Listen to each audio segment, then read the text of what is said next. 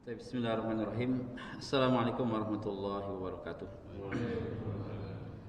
Alhamdulillah wassalatu wassalamu ala Rasulillah wa ala alihi wa ashabihi wa mawal amma ba'd. Jamaah Masjid Al-Mukhlisin rahmatullah. Sebagaimana tadi yang disampaikan oleh Pak Karwa ya, bahwa di malam hari ini insyaallah kita akan mulai mengkaji satu pembahasan, yaitu tentang ilmu faraid atau ilmu waris. Ya, ilmu faraid disebut juga tentang ilmu al-waris. Nah, ilmu ini sangat penting sekali karena berkaitan dengan pembagian harta waris nanti. Ya. Ilmu waris itu adalah sebuah ilmu yang dengannya seseorang bisa mengetahui siapa saja yang berhak mendapatkan warisan dari harta si mayit, dan siapa saja yang tidak berhak mendapatkannya, serta bagaimana dan berapa persentase warisan yang didapat. Ya, itu bisa diketahui dengan ilmu ini, ilmu faraid. Sehingga jangan sampai ada kasus seorang meninggal tapi hartanya diberikan juga kepada dia yang tidak berhak menerimanya, atau yang lebih parah, orang yang berhak menerima justru nggak kebagian, gitu ya. Ini jadi keliru nantinya. Nah, jamaah rahimakumullah, bahwa ilmu waris ini angka-angkanya sudah Allah Azza wa Jalla turunkan langsung di dalam Al-Quran. Tepatnya nanti di dalam surah An-Nisa, ya, mulai dari ayat 7, kemudian pembagiannya nanti di ayat ke-11 dan ayat ke-12. Jadi yang menurunkan angka ya setengah, seperempat, seperdelapan, sepertiga, 2/3, seperenam, itu yang menurunkan Allah Subhanahu wa Ta'ala. Jadi bukan Rasulullah, bukan ijtihad para ulama. Sehingga ilmu ini ilmu yang jarang ada khilafnya. Ada sedikit khilaf antar ulama tapi jarang sekali. Ya, jarang sekali terjadi perselisihan dalam ilmu waris. Tidak seperti ilmu-ilmu yang lain, itu banyak khilaf, banyak pendapat. Tapi kalau ilmu waris khilafnya sangat sedikit sekali, sebab Allah sendiri yang langsung menurunkan angka-angka persentase untuk ahli waris. Nah, ilmu faraid ini adalah ilmu fikih plus matematika sederhana. Jadi ada hitung-hitungannya nanti. Ya, dia ilmu pemahaman agama plus matematikanya. Tapi matematikanya pun matematika yang sederhana. Kita hanya bermain di 6 pecahan nanti. Ya, ada setengah, seperempat, seperdelapan, kemudian sepertiga, 2/3 dan 1/6. Kalau kita bisa mempermainkan 6 angka pecahan ini, insya Allah kita bisa tentang ilmu faraid. Dan jangan khawatir, sekarang kalkulator banyak di mana-mana, gitu ya. Jadi gampang sekali nanti cara menghitungnya. Jamaah rahimakumullah, pertama yang ingin saya sampaikan tentang hukum pembagian waris. Hukum pembagian waris bagi seorang muslim ini adalah wajib berdasarkan Al-Quran dan As-Sunnah. Ya, jadi tata cara pembagian waris itu harus sesuai dengan Al-Quran dan As-Sunnah, bukan sesuai dengan adat. Ya, terkadang ada orang yang nggak mau ambil pusing, pokoknya bagi rata saja deh. Ya, laki-laki dan perempuan bagi rata saja. Terkadang seperti itu. Ya, tapi sebenarnya dalam Al-Quran ini sudah ditentukan jatah masing-masing. Allah Subhanahu wa Ta'ala berfirman dalam surah An-Nisa ayat 7. A'udzubillahi minasyaitonirrajim. Lirrijali nasibum mimma tarakal walidani wal aqrabun. Bagi laki-laki, mereka mendapatkan bagian harta yang ditinggalkan oleh kedua orang tua atau kerabat. Walin nisa'i nasibum mimma tarakal walidani wal aqrabun. Wanita pun mendapatkan bagian dari harta yang ditinggalkan oleh kedua orang tua dan kerabat. Mimma qalla minhu aw kathura nasiban mafruḍa. Baik sedikit ataupun banyak harta itu, dengan pembagian yang sudah ditentukan oleh Allah. Nah, surat An-Nisa ayat 7 ini menghapus hukum jahiliyah yang hanya memberikan waris itu untuk anak laki-laki. Dahulu di zaman jahiliyah warisan itu hanya untuk laki-laki saja. anak perempuan nggak dapat warisan sama sekali. Datang Islam menghapus hukum itu. Ya, laki-laki dan perempuan dapat jatah waris. Ini hukum global, gitu ya. Dapat jatah waris. Dan surah An-Nisa ayat 11 Allah berfirman, yusikumullahu fi auladikum lidzakari mislu hadzal unsayain. Allah berwasiat. Arti Allah berwasiat, Allah memerintahkan, Allah mewajibkan tentang pembagian harta untuk anak-anak kalian, yaitu anak laki-laki mendapatkan 2 kali lipat daripada anak perempuan. Ya. Perhitungannya bagaimana nanti insya Allah kita akan praktekkan ya, di waktunya. Kemudian juga sabda Rasulullah SAW, alhiqul faraid bi ahliha.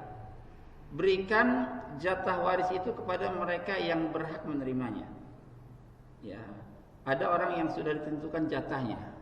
Si fulan setengah, si fulan seperempat, si fulan seperdelapan. Kalau sudah ditentukan, bagikan dulu. Ini buat si fulan, buat si fulan, buat si fulan. Bagaimana kalau ada sisa? Fama baqiya fali aula rajulin zakar. Jika ada sisa, maka sisa waris diberikan kepada kerabat laki-laki terdekat. Ya. Jadi kalau laki-laki itu biasanya dapat sisa. Ya, laki-laki itu biasanya dapat sisa. Nah, kalau ada sisa warisan itu diberikan kepada kerabat laki-laki terdekat. Yang terdekat siapa? Pertama, putra. Itu orang terdekat dari si mayit. Putra si mayit adalah orang terdekat dari si mayit. Kemudian siapa? Bapak si mayit. Ya, itu yang kedua, level yang kedua. Yang ketiga, saudara si mayit. Yang keempat, paman si mayit. Jadi putra dulu ke bawah, kemudian ke atas itu ada bapak, kemudian ke samping ada saudara, kemudian ada paman. Kalau ada putra, maka sisa diberikan kepada putra, bapak tidak dapat sisa, saudara dan paman juga tidak dapat sisa. Gitu ya. Nah, kemudian tentang sebab terjadinya warisan. Ya. Ada 3 sebab ya yang menyebabkan adanya hukum waris. Yang pertama an-nasab. Adanya nasab. Jadi antara seseorang dengan si mayit itu punya nasab. Ya. Ai al-qarabah, artinya kerabat-kerabat. Ya. Seperti siapa? Nasab itu ada yang ke atas, ada yang ke bawah, ada yang ke samping. Si mayit itu senantiasa diletakkan di tengah. Ada usul, ada furu, ada hawashi. Usul mayit, bapaknya, kemudian ibunya, kemudian kakeknya, kemudian neneknya. Itu berarti ke atas. Kalau ke bawah, si mayit punya putra, punya putri, kemudian punya cucu dari anak laki-lakinya, gitu ya. Itu namanya furu, ke bawah. Kalau ke samping si mayit berarti ada saudara laki-laki, ada saudara perempuan. Ya, saudara ini baik saudara kandung, saudara sebapak atau saudara seibu saja. Kalau saudara kandung berarti dia dan si mayit bapak ibunya sama. Itu saudara kandung mayit. Kalau saudara sebapak si mayit, dia dengan si mayit bapaknya sama, ibunya beda. Kalau saudara seibu, ya, saudara seibu si mayit berarti dia dan si mayit ibunya sama, bapaknya beda. Itu mungkin dapat waris juga. Kemudian paman. Yang dimaksud paman di sini yang mungkin dapat waris adalah paman dari ayah. Adapun paman dari ibu bukan ahli waris. Ya. Si mayit punya paman, itu saudara ayahnya. Itu mungkin dapat waris. Mungkin. Ya. Tapi kalau paman dari ibu itu bukan ahli waris. Bibi si mayit baik dari ayah ataupun dari ibu itu bukan ahli waris. Gitu ya. Nah, itu kerabat. Ya. Ini berdasarkan firman Allah, walikullin ja'alna mawaliya mimma tarakal walidani wal aqrabun. Ya. Nah, kemudian sebab yang kedua, sebab terjadinya hukum waris, yaitu an-nikah. Ya, pernikahan. Yang dimaksud nikah di sini adalah al-aqdus sahih ala zaujah. Ya. Terjadinya akad yang sah. Jadi kalau seseorang sudah mengadakan akad yang sah, maka suami dan istri ini itu sudah terikat hukum waris. Siapapun yang meninggal, maka dia berhak mendapatkan bagian warisnya.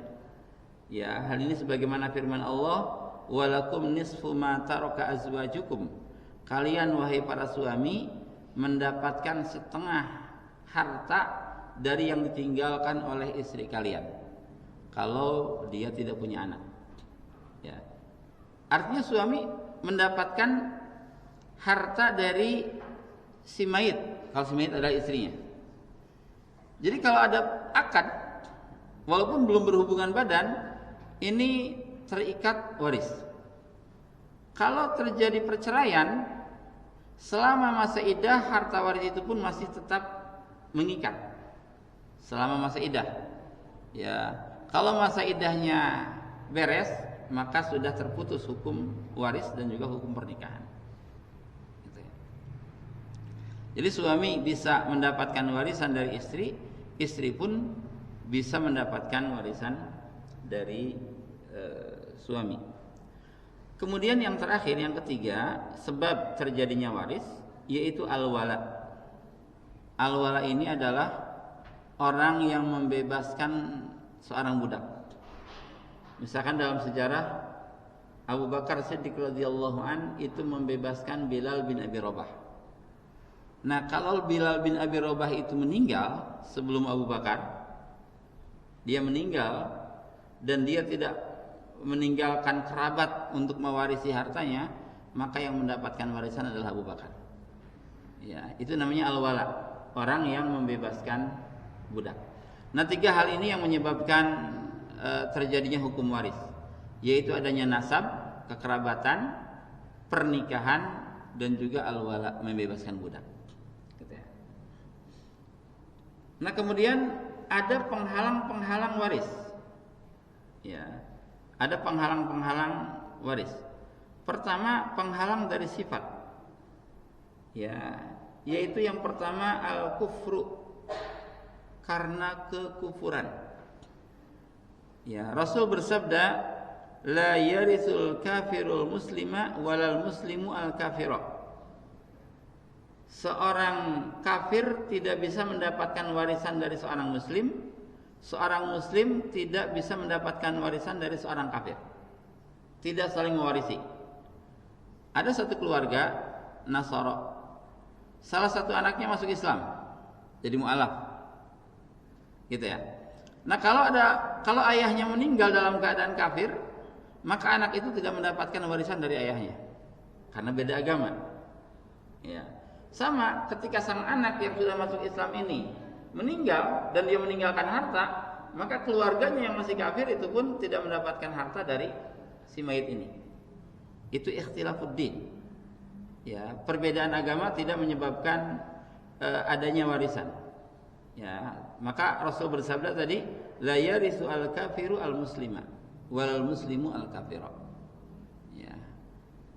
Kalau suami istri salah satunya murtad, maka ikatan pernikahannya otomatis putus dan hubungan waris pun otomatis putus. Gitu ya. Nah, ini jadi al-kufru ini menyebabkan terhalangnya seseorang mendapatkan waris dari seorang muslim. Yang kedua, al-qatlu, yaitu membunuh. Fala yarisul qatil man qatalahu. Orang yang membunuh seseorang, maka yang si mayit ini yang dibunuh itu hartanya tidak bisa diberikan kepada yang membunuh tadi. Misalkan ada seorang anak membunuh ayahnya, ya, atau ada seorang saudara membunuh saudaranya, maka yang membunuh ini tidak mendapatkan warisan dari orang yang dibunuh tadi. Ya. Dia dianggap tidak ada. Seorang anak membunuh ayahnya dengan sengaja, maka si anak yang membunuh tadi dianggap tidak ada. Ya, dia tidak dihitung sebagai orang yang mendapatkan waris. walaupun dia anak, ya, sangat dekat dengan mayit. Ya. Nah, dikhilafkan oleh para ulama bagaimana kalau membunuhnya itu dengan hak. Misalkan seorang anak yang tugasnya seorang algojo di sebuah negara Islam, ya, tugasnya memang memenggal orang-orang, tiba-tiba yang harus dipenggal itu adalah ayahnya. Ya, karena kisos mungkin. Kalau dia yang mengeksekusi, maka dalam mazhab Syafi'i dia tidak mendapatkan waris. Walaupun itu benar. Ya, tapi berbeda dengan mazhab Imam Ahmad. Kalau pembunuhan itu benar, itu tidak menghalangi dia untuk mendapatkan waris. Ya, tapi kalau dia membunuh tanpa hak, itulah yang menyebabkan dia terhalang dari waris. Ya. Nah, ini al-qatlu, pembunuhan menyebabkan orang tersebut tidak mendapatkan waris berdasarkan sabda Rasulullah sallallahu alaihi wasallam, hadis yang diriwayatkan oleh Ibnu Abdul Bar, ya, laisa lil qatil min tarikati al maktul syai'. Orang yang membunuh tidak mendapatkan harta apapun dari orang yang dibunuh. Ya. Kemudian penghalang berikutnya yaitu ar-riqqu, seorang hamba sahaya, seorang budak. Ya, seorang budak dia tidak berhak mendapatkan waris. Ya, Rasul bersabda, fil abdi yu'taq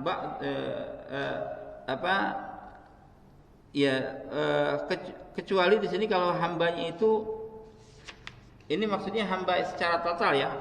Artinya dia seorang budak, ya, milik orang lain, dan dia pun tidak membebaskan dirinya, statusnya masih menjadi seorang budak, maka dia tidak mendapatkan harta waris. Nah, kemudian di antara penghalang waris yaitu az-zina. Seorang anak yang dilahirkan karena zina. Sepakat para ulama bahwa dia tidak mendapatkan warisan dari ayahnya. Adapun kalau dari ibunya dia dapat. Ya. Dia dan ayah biologisnya itu tidak saling mewarisi. Sebab nutfah yang keluar pada waktu itu adalah nutfah yang haram. Air yang keluar pada waktu itu adalah air yang haram, sehingga tidak dinisbatkan kepada ayahnya, gitu ya. Tapi kalau dari ibunya, dia masih mendapatkan warisan. Ya. Nah, ini penghalang waris. Kemudian ada syarat, ya, syarat sahnya warisan. Apa saja? Yang pertama, adamu wujudi mani' minal mawani' as-sabiqah. Tidak adanya penghalang yang menghalangi dia dari mendapatkan waris. Seperti apa? Dia tidak kafir kalau yang meninggalnya adalah seorang muslim. Dia bukan orang yang membunuh si mayit.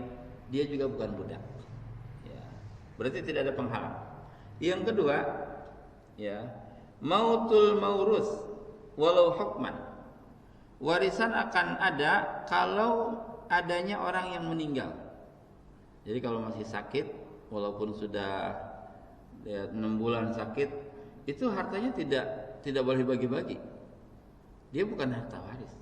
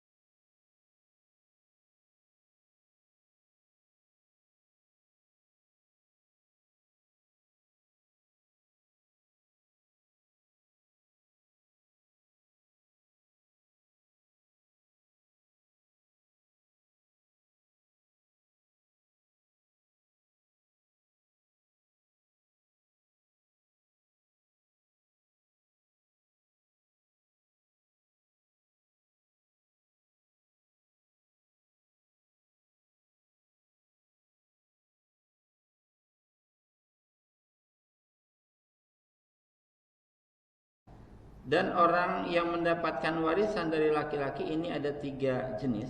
Yang pertama, ya, az-zauj, yaitu suami si mayit. Suami si mayit itu berhak mendapatkan warisan. Ya. Seandainya suami ini menceraikan istrinya, suami ini pun masih berhak mendapatkan warisan kalau masa iddah belum habis. Maka perlu menghitung dan mencatat masa iddah. Kalau seorang suami menceraikan istrinya, saya cerai Anda, ya, maka harus dihitung masa iddahnya. Masa iddahnya berapa lama? Tergantung kondisi perempuan. Perempuan itu ada yang hamil, ada yang tidak hamil. Kalau perempuan yang diceraikan itu hamil, maka masa iddahnya sampai melahirkan. Lama sekali, atau tergantung sebentar sekali, tergantung berapa bulan usia kehamilannya. Kalau tidak hamil, maka wanita itu kemungkinannya haid atau tidak haid, punya haid atau tidak. Kalau dia punya haid, maka 3 kali suci. Ya, 3 kali suci. Dan seorang suami tidak boleh menceraikan istrinya di saat haid atau di saat suci setelah digauli, dan boleh menceraikan istri di saat suci sebelum digauli. Ya, ketika diceraikan di saat suci sebelum digauli, saya cerai Anda, dan dia punya haid, maka nanti dia akan haid dan suci. Itu 1. Haid lagi dan suci lagi. Itu 2. Haid lagi dan suci. Itu 3. Ketika tidak rujuk selama 3 suci ini, maka pisah rumah. Ya, adapun selama masa iddah, suami istri masih satu rumah. Ya, atau mungkin masih satu kamar. Layaknya sebagaimana suami istri, tidur bareng juga nggak apa-apa, gitu ya. Selama masa iddah belum habis. Ketika terjadi hubungan suami istri, itu namanya rujuk secara otomatis. Ketika salah satunya meninggal, maka dia masih saling mewarisi, gitu ya. Nah, ini suami. Yang kedua, al-mu'tik. Al-mu'tik ini seorang laki-laki yang membebaskan seorang budak. Ya, dia berhak mendapatkan waris. Yang ketiga, al-aqarib, yaitu kerabat. Nah, kerabat ini tadi saya jelaskan, ada usul, ada furu, ada hawashi. Usul itu yang ke atas, furu itu yang ke bawah, hawashi itu yang ke samping. Ya. Fal usul, yang usul siapa? Usul laki-laki. Ada al-ab, ada al-jad wa inala. Bapak si mayit, kakek si mayit, terus ke atas itu namanya usul laki-laki. Itu mungkin dapat waris. Kemudian furu, al-ibnu, ibnul ibni, mahma nazala. Anak si mayit, cucu si mayit dari anak laki-laki terus sampai ke bawah dari jalur laki-laki ya. Ini mungkin dapat waris. Kalau ke samping al-hawashi, ya, ada al-hawashi al-ba'idah, yaitu al-am wa ibnul am wa in nazalu. Ya, yaitu paman dari ayah dan putra paman dari ayah. Itu mungkin dapat waris. Ya. Nah, kemudian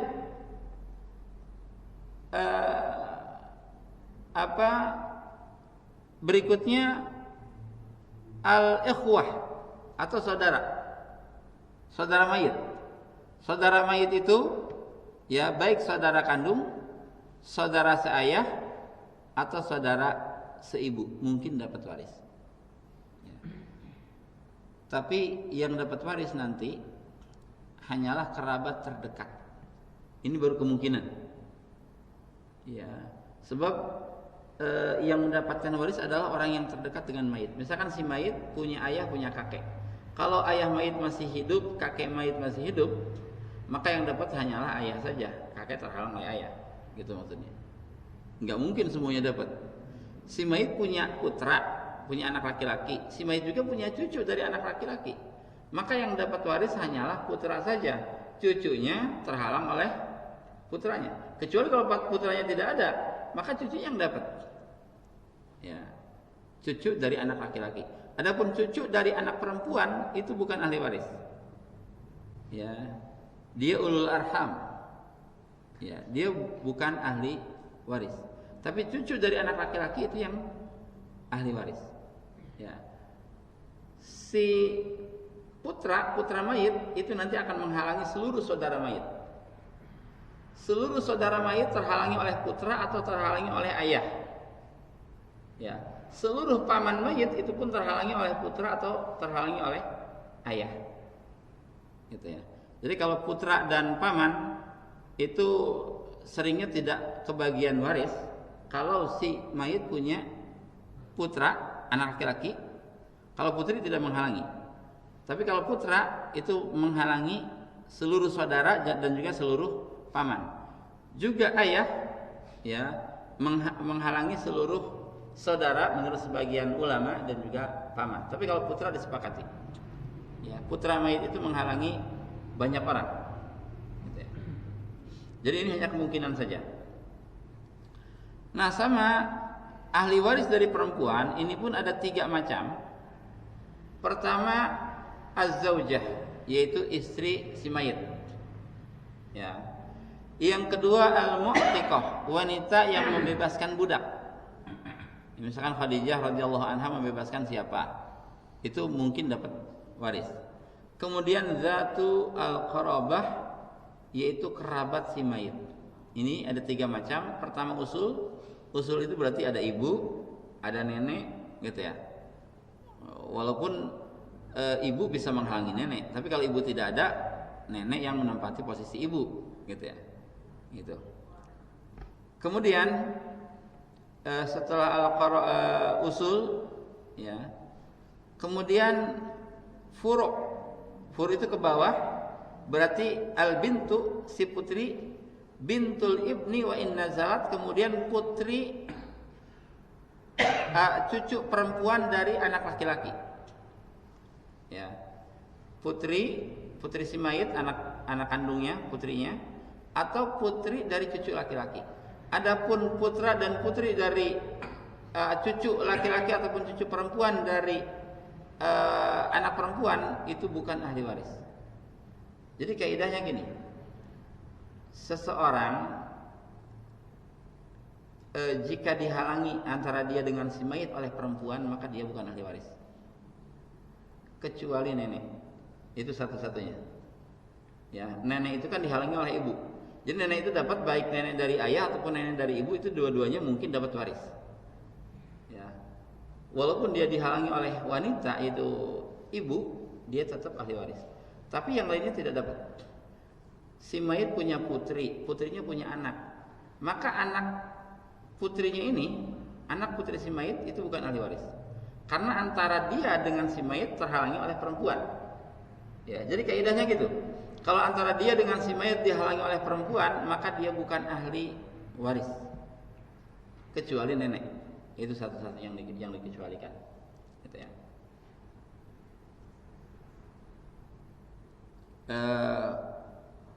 Nah ini ahli-ahli waris ya. Ada usul, ada furu'. Nah kemudian kita mulai masuk ke dalam pembagian, tapi bukan hitung-hitungan ya, pembagian global saja. Yang pertama, ada kelompok orang yang mendapatkan setengah, ya, setengah harta mayit. Siapa mereka? Yang pertama, az-zauju, yaitu suami. Kalau dikatakan suami berarti yang meninggal adalah istrinya. Ya. Az-zauju, suami mayit itu mungkin dapat setengah. Syaratnya 1, illam yakun lil halikah waladun. Syaratnya si mayit tidak punya anak. Ya. Syaratnya si mayit tidak punya anak. Nah, suami si mayit akan mendapatkan setengah kalau si mayit tidak punya anak. Ya. Kalau si mayit punya anak, maka suami nanti akan turun dari setengah menjadi 1/4. Jadi suami itu nanti kemungkinannya 2, antara setengah atau 1/4. Kapan suami mayit dapat setengah harta mayit? kalau si mayit tidak punya anak. Kapan suami mendapatkan 1/4? Kalau si mayit punya anak, baik darinya anaknya itu atau dari yang lainnya, gitu ya. Baik darinya, dari si suami itu ataupun dari yang lainnya. Seorang menikahi seorang janda punya anak 2, gitu ya. Baru 1 bulan suami ini menikah, ternyata meninggal istrinya. Maka si suami ini mendapatkan 1/4, bukan setengah. Kenapa? Karena si mayit punya anak, walaupun bukan darinya, gitu ya. Jadi suami itu kemungkinan 2, nggak mungkin yang lain. Ya, kemungkinannya antara setengah atau 1/4, dan syaratnya sangat mudah. Ya, dilihat saja ini si mayit punya anak atau tidak. Nggak punya, berarti suaminya setengah.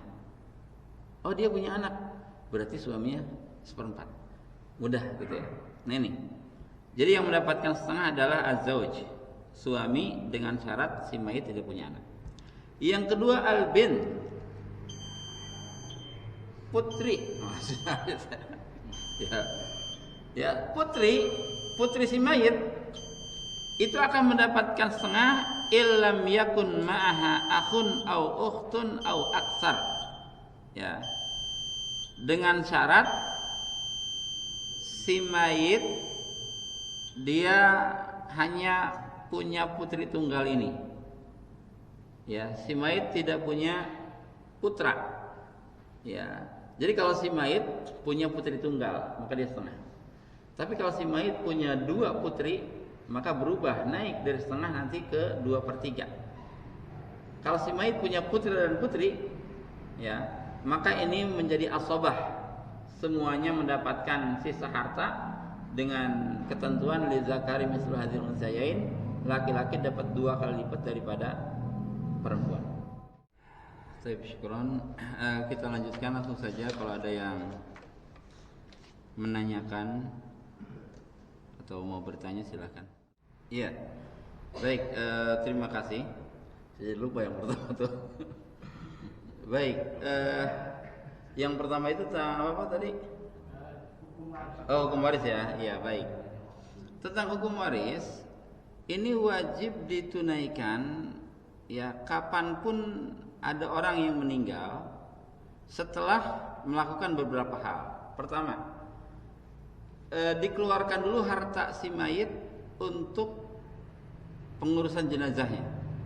Jadi pengurusan jenazah, beli kain kafan, beli minyak wangi, beli untuk penggali kubur dan lain-lain, itu diambil dari harta si mayit dulu. Kemudian setelah itu dilihat apakah si mayit punya hutang atau tidak. Kalau punya hutang, maka dibayarkan dulu dari harta si mayit hutangnya tersebut. Ya, jadi jangan langsung dibagi itu waris tuh. Ya, kemudian yang ketiga, dia punya wasiat atau tidak punya wasiat. Wasiat yang berkaitan dengan harta.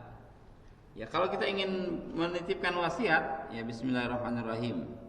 Saya yang bertanda tangan di bawah ini, Ahmad, berwasiat, jika saya meninggal dunia, maka 1/8 harta saya untuk yayasan fulan misalkan.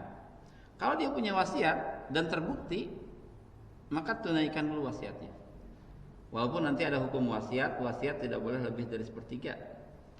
Tidak boleh lebih dari 1/3 hartanya. Kalau bisa kurang dari itu, misalkan 1/12, 1/13 gitu ya, 1/8, 1/10 terserah. Tapi tidak boleh lebih dari 1/3.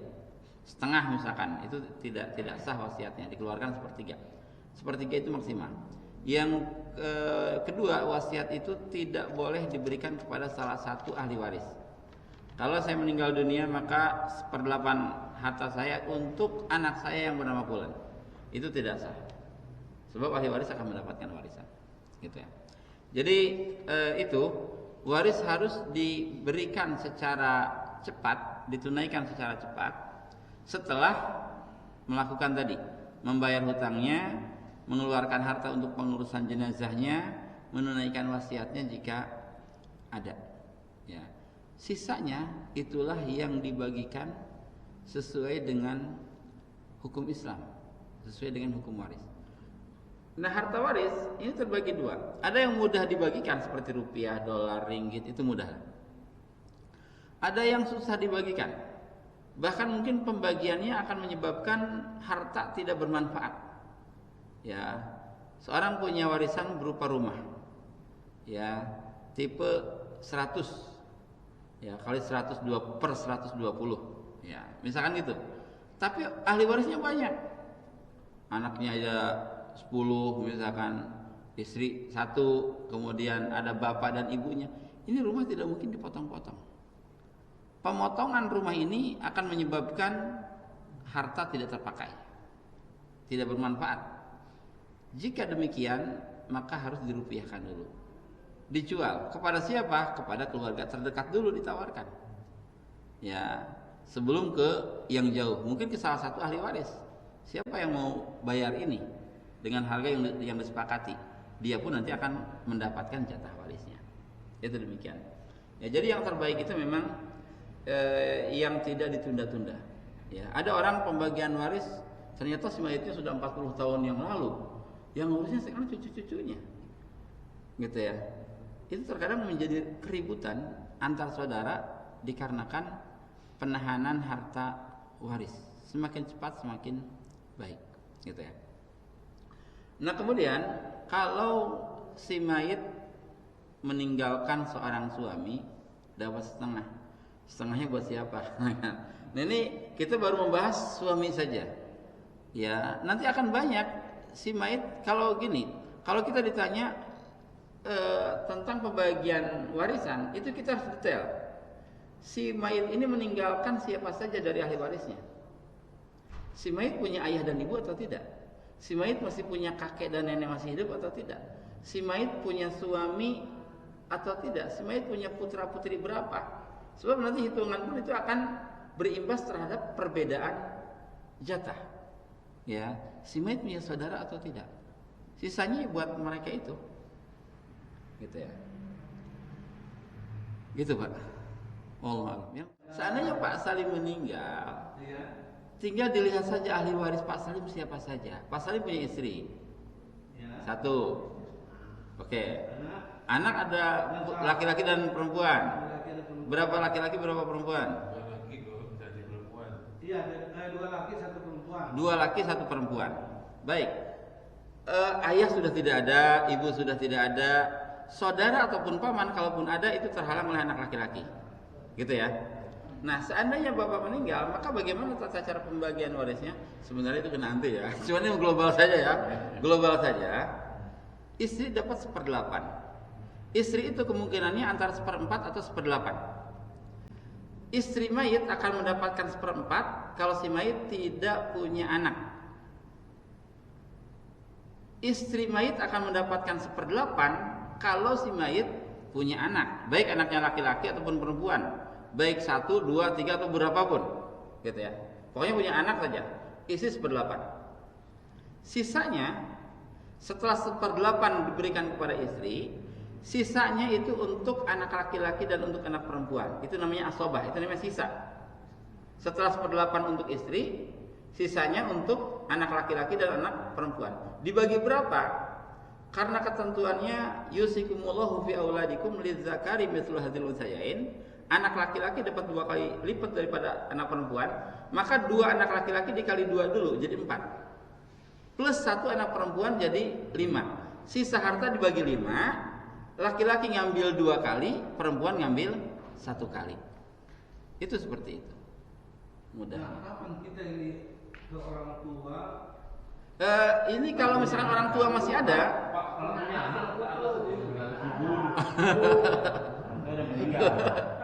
kan udah nggak ada. Tapi kalau bapak ada, seandainya bapak ada, bapak dapat 1/6 nanti.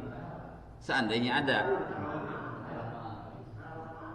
Oh, jadi yang dapat ke atas, ke samping, ke kanan itu nggak punya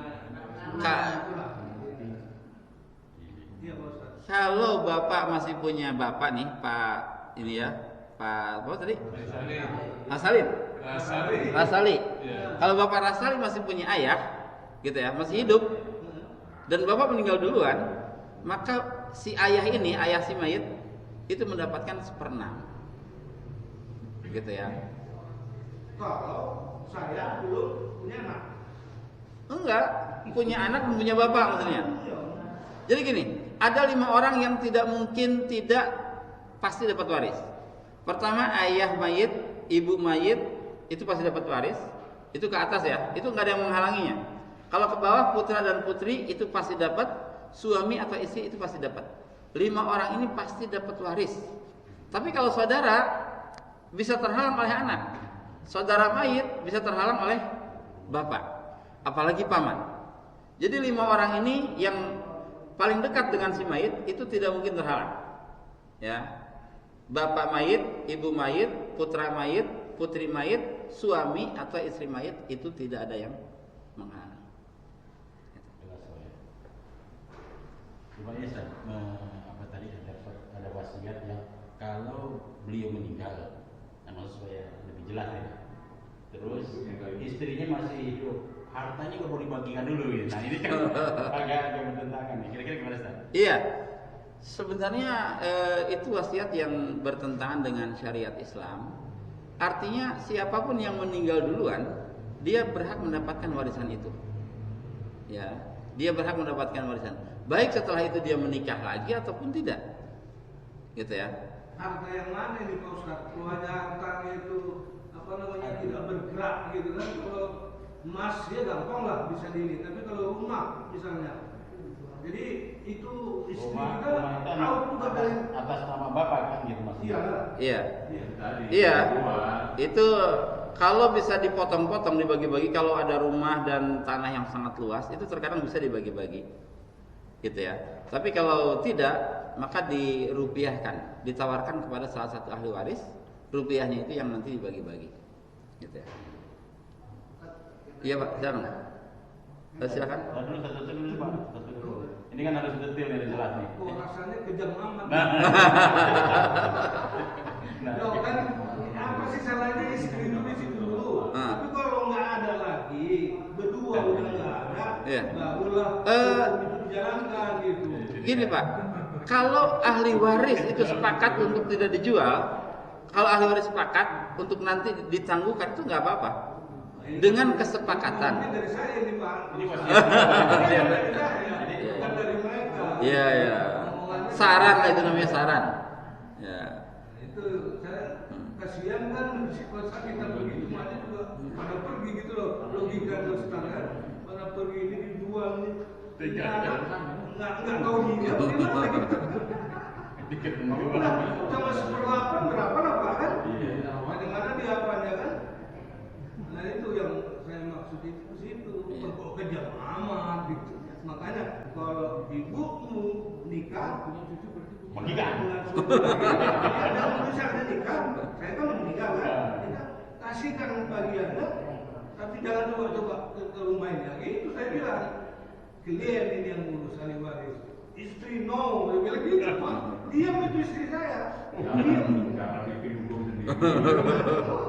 Bukan ini kan seperdua katanya, satu bagian perempuan, 2 bagian laki kan pas itu 1/8. Loh, yang nggak usah saya pergi, istri saya pergi dari situ kan gitu. Kan itu sekarang yang dimasalahkan orang kan Pak. Dan di kampung saya memang nenek-nenek saya dulu itu nggak pernah keluar dari rumah itu sebelum dia meninggal. Kalau dia sudah meninggal, barulah anak-anak itu bagi-bagi. Itu yang terjadi. Jadi kan pertanyaannya kalau neneknya itu meninggal lebih lama lagi anak-anaknya meninggal, itu bagaimana itu? Nah, makanya ini maksudnya gini, udah ada perjanjian Pak. Benar. Jadi kita menyapa itu sebelum meninggal itu kan kita ucapkan. Baik. Nah, kalau mereka langgar ya itu mereka itu kan. Mungkin gini. Jadi makanya gini, kita perlunya belajar ilmu farwid ini sehingga ada kekeliruan atau ketidakselarasan yang hukum bertentukan, makanya kita betulkan. Gitu. Kalau tadi Bapak berpersepsi bahwa ini kejam amat gitu kan, ternyata memang itulah hukum. Dan ada konsekuensinya. Artinya ketika kita tidak menjalankan hukum itu, maka ada konsekuensi yaitu Itu dia tadi mungkin konsekuensinya si anak mungkin apa namanya macam-macam lah maunya nanti kan. Tapi ini baru mukadimah sebenarnya ya. Nah, itu udah rapi. Masih banyak pembahasannya. Tapi saya kira cukup ya. Sudah iqamah juga. Subhanakallahumma wa bihamdika asyhadu an la ilaha illa anta astaghfiruka wa atubu ilaik. Assalamualaikum warahmatullahi wabarakatuh.